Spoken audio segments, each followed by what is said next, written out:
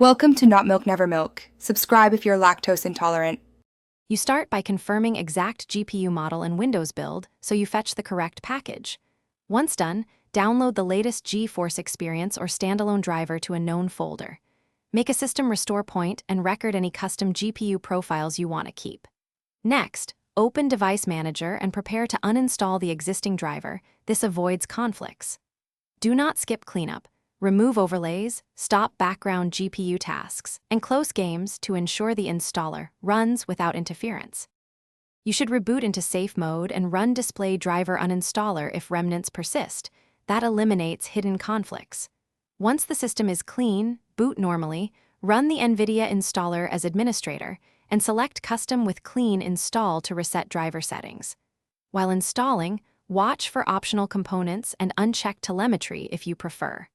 After installation completes, reboot once more. Then open Nvidia Control Panel to confirm the new driver number and restore saved profiles. This prevents mismatches and stability issues. You finish by verifying the driver in Device Manager and running a short GPU stress or benchmark to confirm stability.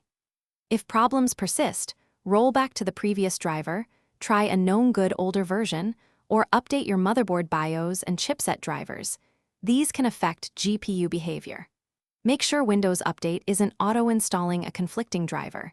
Disable automatic driver installs if necessary. One key troubleshooting tip: capture error codes and logs so you can compare behavior across driver versions and avoid repeating steps unnecessarily.